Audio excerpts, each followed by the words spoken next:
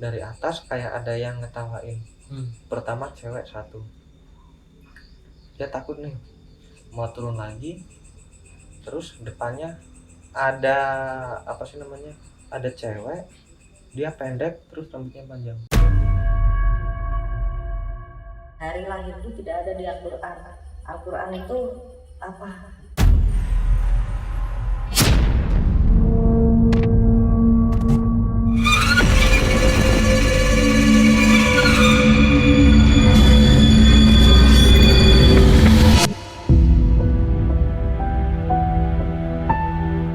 Assalamualaikum warahmatullahi wabarakatuh.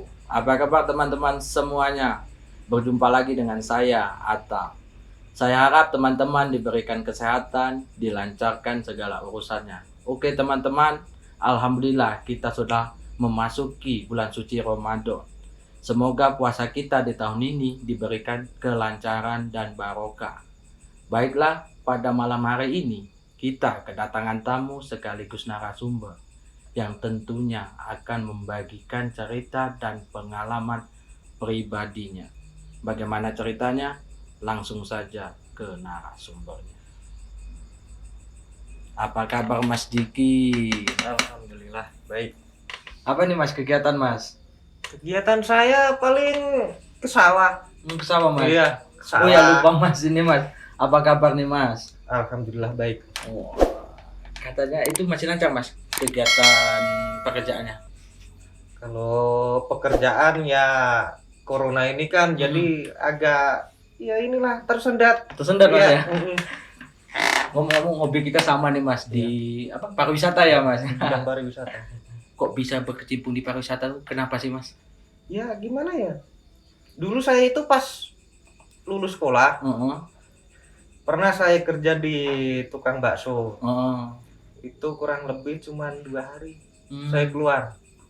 Habis itu tetangga saya kan dia supir bis, nawarin saya, Dik mau nggak kerja di ini yang di bis pariwisata? Iya. Gimana kerja nanti Mas? Ya cuman nganterin orang jalan-jalan. Ya udah oke, saya mau. Langsung tuh saya ke Jogja. Habis itu saya apa sih namanya, saya masuk ke kantor di tes interview. Mas udah ada pengalaman kerja di mana? Belum ada Pak sih. Iya. Mas bisa kerja di tim? Bisa. Ya udah besok berangkat. Nah dari situ saya mulai terjun ke dunia pariwisata. Gimana Mas suka dukanya Mas jadi dunia Gimana pariwisata nih Mas? Ya sukanya ya kita jalan-jalan, ya kan, kita liburan, ya hitung-hitung liburan lah, liburan dibayar ya. Sambil kerja ya Mas ya, dapat uang. Iya. Bisa ngerti kota-kota lain. Cuman susahnya ya kalau pas ada, kan saya kerja di bis kan, kalau misal ada trouble, ya itu susahnya di situ. Itu kalau trouble kayak gitu gimana sih Mas? Langsung dikerjain di tempat Ya, atau manggil? kan kita nelpon kantor, terus kantor nanya kita nih, gimana Dik, bisa benerin sendiri nggak? Kalau nggak bisa, baru kita telepon bengkel. Oke. Iya ngomong-ngomong Mas, katanya memiliki pengalaman mistis tuh. Gimana sih Mas ceritanya Mas? Awal mula cerita.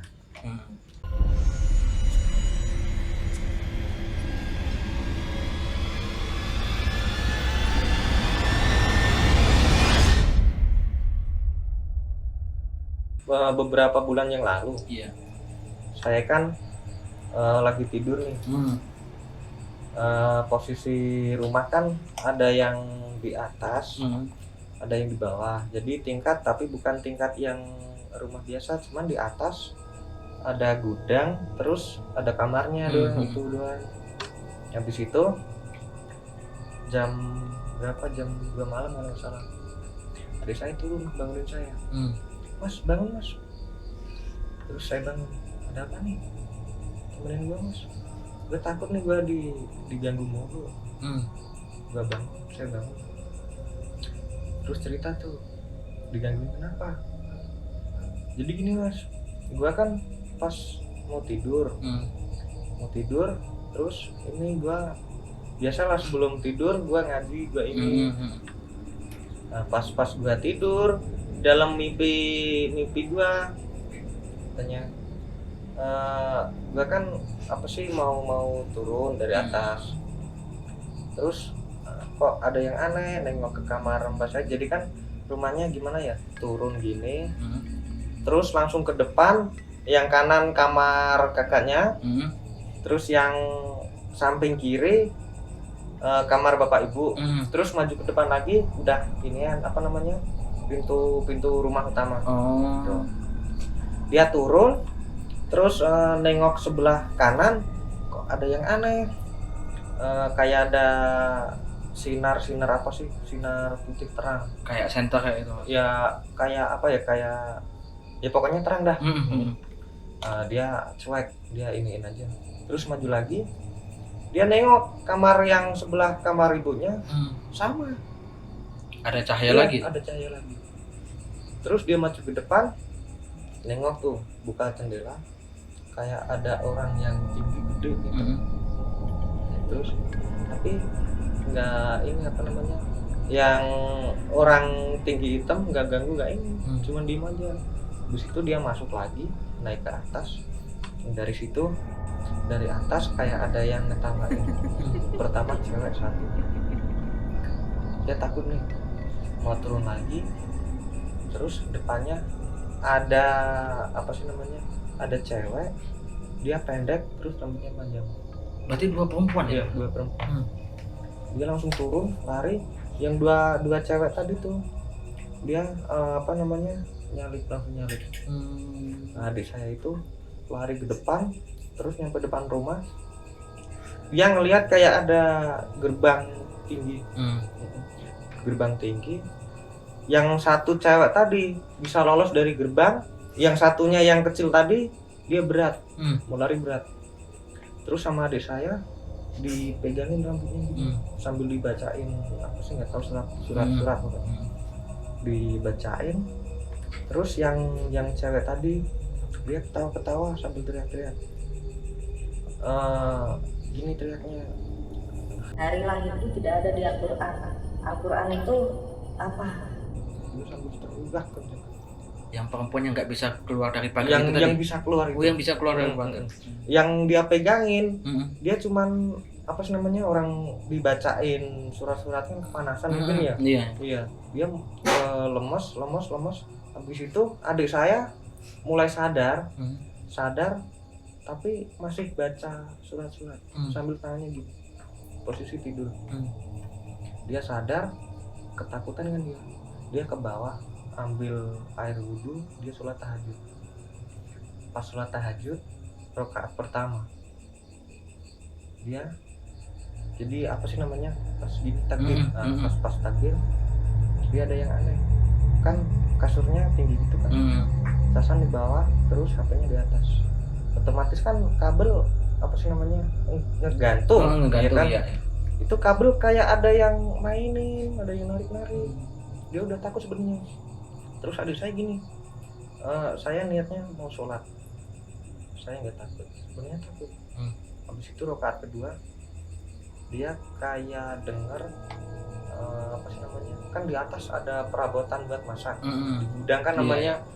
Itu kayak ada suara orang berantakin, kayak dibanting-banting gitu mas. Kayak dibanting. Habis itu dia selesai sholat, dia tengokin tuh yang suara tadi. Itu apa sih, barang-barangnya masih rapi, nggak ada yang berantakan, nggak ada yang ini. Dia langsung turun ke bawah, bangunin saya. Tuh saya bangun, ada apa ya, ceritalah kayak gitu.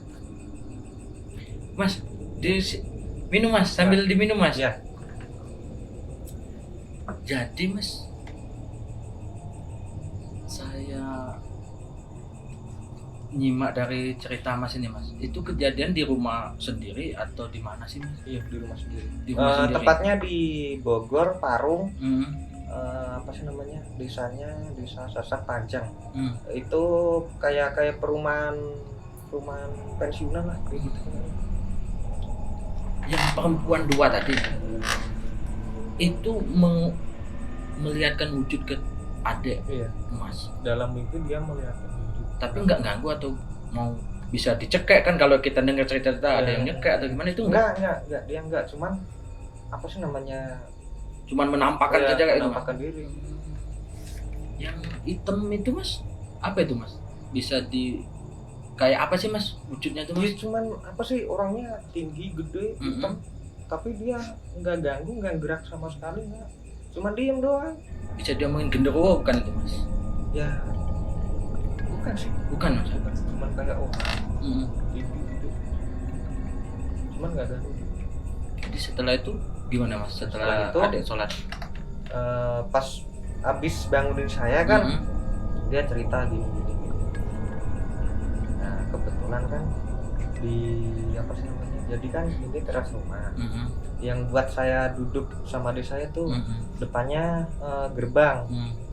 Nah pas siangnya itu kan bapak saya dari apa sih, dari hajatan, bawa kelapa hijau.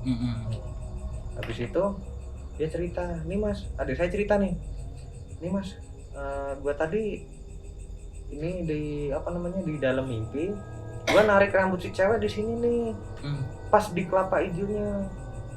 Gua mau cari ya kali ada inian, ada rambut yang apa namanya, yang rontok akibat gue tarik tadi atau gimana. Dia cari tuh, ketemu tuh sehelai rambut. Iya mas, ini rambut yang apa namanya, yang gua pegang di dalam mimpi tadi. Mana coba aku lihat. Ya itu bener rambut. Ada. Itu emang adek mas punya kemampuan atau gimana sih mas itu mas? Kalau kemampuan sih enggak sih, cuman kayak orang-orang normal biasa. Jadi setelah apa tuh diambil rambutnya itu diapain mas? Terus itu saya simpan dulu tuh. Namanya kan Dimas. Dimas, ini rambut gua simpan dulu ya, besok pagi kita baru bangunin ibu, kita kasih tahu. Ada apa namanya, kalau yang di dalam rokok ada kertas apa sih namanya gitu kan. Iya. Saya iniin di dalam kertas, saya simpan tuh. Habis itu pagi semalam nggak tidur saya mas, nemenin adik saya itu. Habis itu pagi bangunin ibu, terus cerita tuh, bu semalam aku di gini, pokoknya diganggu. Ada barang bukti kayak rambut misal. Ada bu, mas Diki tadi ini nemu rambut. Ya udah tuh rambut abis itu diambil sama ibu, kan kebetulan di rumah sebelah kan orang pintar. Oh iya. Dibawa ke sana. Terus gini, adik saya kan belum ceritain itu, cuman cerita digangguin cewek di dalam mimpi.